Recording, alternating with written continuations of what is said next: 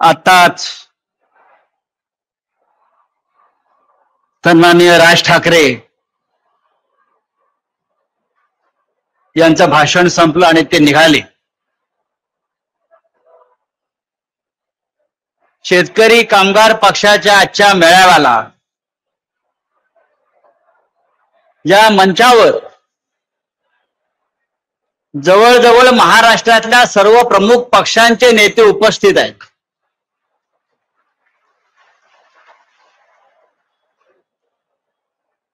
शशिकांतजी शिंदे साहेब आहेत, मनसे प्रमुख येऊन गेले, शिवसेना आहे आणि महाराष्ट्राच्या कानाकोपऱ्यातून शेतकरी कामगार पक्षाचे कार्यकर्ते पदाधिकारी इथे जमलेले आहेत. मी जयंतराव पाटलांना एवढं सांगेन, आम्ही सगळे इथे आलेलो आहोत ही शेका पक्षाची पुण्याई आणि या महाराष्ट्राच्या मातीत गेल्या 78 वर्षापासून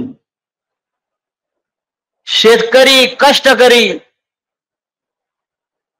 यांच्या संदर्भात पक्षानं घेतलेल्या तुमच्या भूमिका आणि संघर्ष, दोन पक्ष या महाराष्ट्रामध्ये आहेत. दोन पक्ष, एक शेतकरी कामगार पक्ष आणि शिवसेना.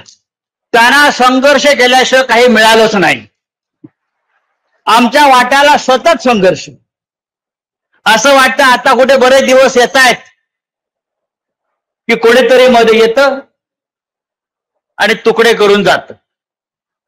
त्या मानानं शरद पवार साहेबांचा पक्ष आमच्या हा तसा पहिल्यापासून इतके मोठे नेते महाराष्ट्राच्या कानाकोपऱ्यात जिल्ह्यामध्ये असे मोठे मोठे नेते तुम्हाला लाभले आणि तुम्ही टिकून राहिलात. शेतकरी कामगार पक्ष आणि शिवसेनेचा असा आहे की आमचे कार्यकर्ते पहिल्यापासून फाटके आणि ह्या दोन्ही पक्षानं महाराष्ट्राच्या मराठी माणसाच्या भूमिपुत्राच्या प्रश्नावर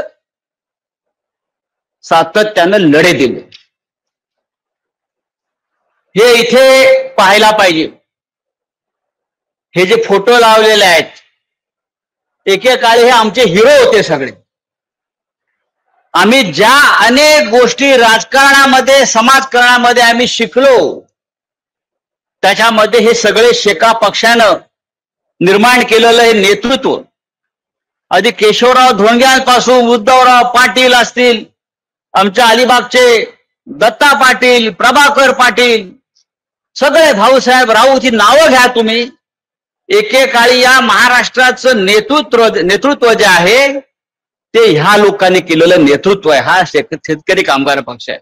महाराष्ट्राला उत्तम अर्थमंत्री कोणी दिला असेल यशवंतराव मोहित्यांच्या रूपानं, ते सुद्धा शेका पक्षाची देणगी. हे मी आपल्याला तरुण पिढीला यासाठी सांगतोय, आज या राज्यामध्ये शेतकरी आणि कामगार हे दोघेही संकटात. हा महाराष्ट्र गौतम अडाणीनं निर्माण नाही केला. हा महाराष्ट्र अंबानीनं निर्माण नाही केला. हा महाराष्ट्र देवेंद्र फडणवीस यांच्या पूर्वजांनी निर्माण नाही केला. मुंबईसह महाराष्ट्र जो स्थापन झाला तो फक्त गिरणी कामगार, शेतकरी, कष्टकरी आणि त्यात हा लाल बावटा सगळ्यात पुढे होता.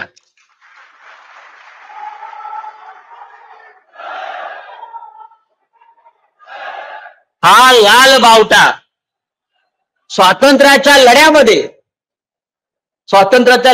भारतीय जनता पक्ष नव्हता. स्वातंत्र्याच्या लढ्यामध्ये भारतीय जनता पक्ष काय राष्ट्रीय स्वयंसेवक संघ असेल कोणी नव्हतं.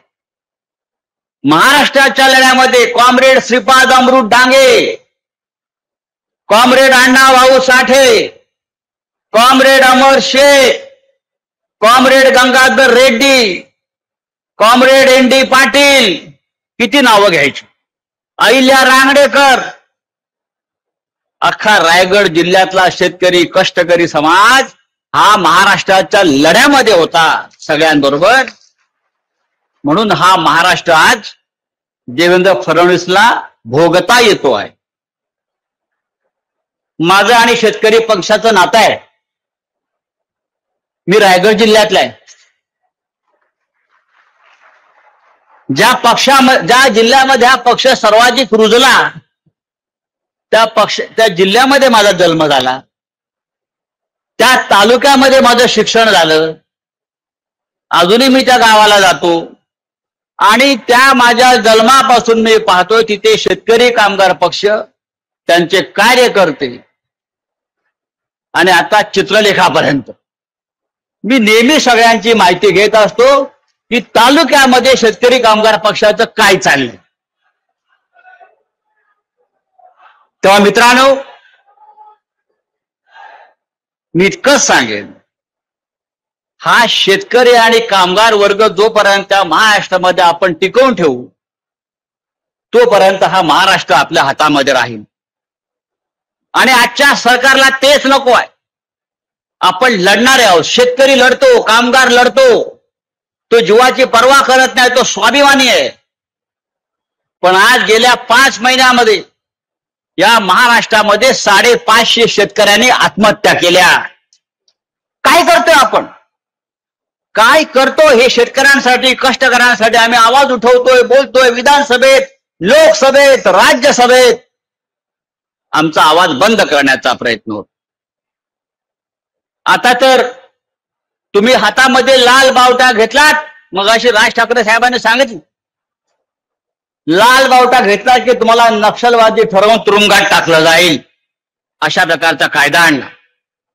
तुम्ही सरकारच्या विरुद्ध बोललात की तुम्हाला नक्षलवादी ठरवून तुरुंगात टाकलं जाईल. तुम्ही सामाजिक आंदोलनामध्ये उतरलात, सरकारला प्रश्न विचारलात की तुम्हाला तुरुंगात टाकलं जाईल. अर्बन नक्षलवाद काय असतं? अर्बन नक्षलवाद मला माहिती. मी देशाच्या कानाकोपऱ्यात फिरतो. आज खेड्यापाड्यावर, आदिवासी पाड्यांवर, जंगलात काम करणारा जो कार्यकर्ता आहे तो कॉम्रेड आहे.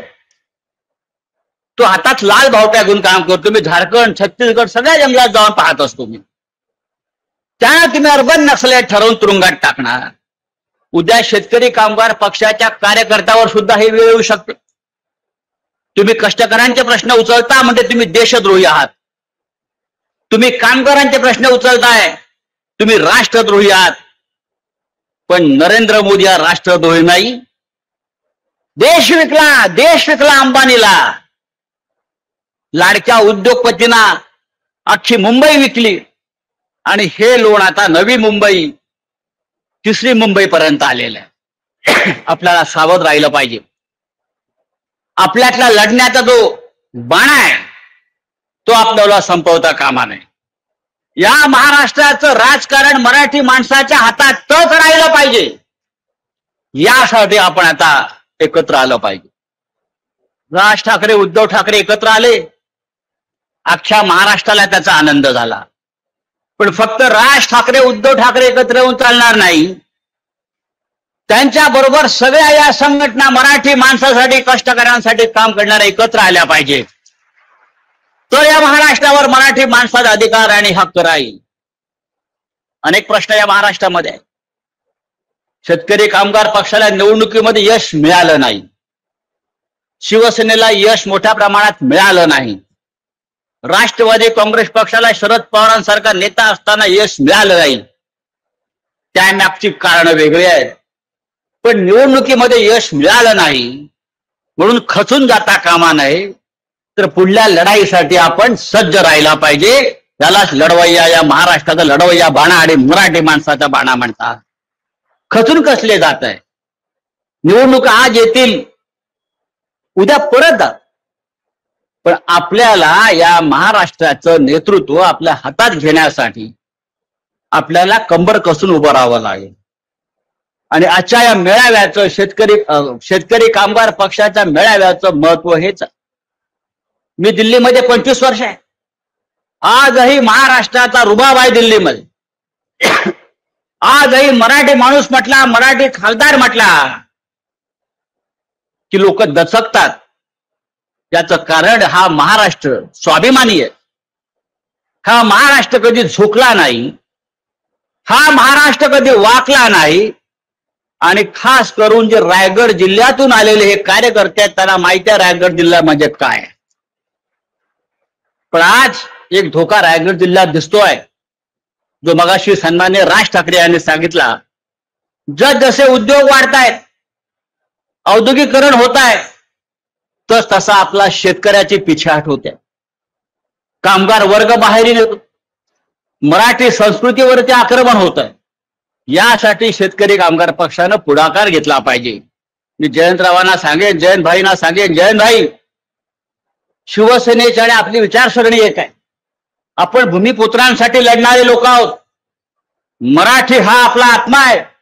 राष्ट्रवादी काँग्रेसचे नेते हा सुद्धा या महाराष्ट्रातला एक महत्वाचा आणि स्वाभिमानी पक्ष आहे. आपण सगळ्यांनी एकत्र येऊन या महाराष्ट्रावर होणारं हिंदीचं आक्रमण, उपऱ्यांचं आक्रमण थांबवायला पाहिजे आणि मराठी माणसाची भक्कम एकजूट उभारायला पाहिजे. आणि आम्ही सगळे एका नात्यानं आपल्या बरोबर जोडलेलो आहोत आणि हे नातं असंच राहील. महाराष्ट्र राहिला तर महाराष्ट्र धर्म राहील, मराठी माणूस राहील. आणि महाराष्ट्र मेला तर राष्ट्र मरेल, हे सेनापती बापट याने सांगितलेलं आहे. मला त्याची या क्षणी आठवण होत आहे. आजच्या दिवशी आपण मोठ्या संख्येनं जमलेला आहात, महाराष्ट्रातून आलेला आहात, कानाकोपऱ्यातून आलेला आहात. हे राज्य छत्रपती शिवाजी महाराजांचा आहे, शाहू फुले आंबेडकरांचा आहे. याचं भान आपण ठेवलं पाहिजे. आणि आपल्या या राज्यामध्ये जातीय धर्मांध शक्तींना कोणत्याही प्रकारचा थारा न देता हे राज्य मजबूतीनं पुढे नेलं पाहिजे. इतक्याच मी आजच्या दिवशी शुभेच्छा देतो. आणि या कार्यामध्ये शेतकरी कामगार पक्षाला उदंड यश मिळो, त्यांच्या नेत्यांना यश मिळो अशा शुभेच्छा देतो आणि तूर्त आपली रजा घेतो. जय हिंद, जय महाराष्ट्र. धन्यवाद राऊत साहेब. यानंतर महाराष्ट्र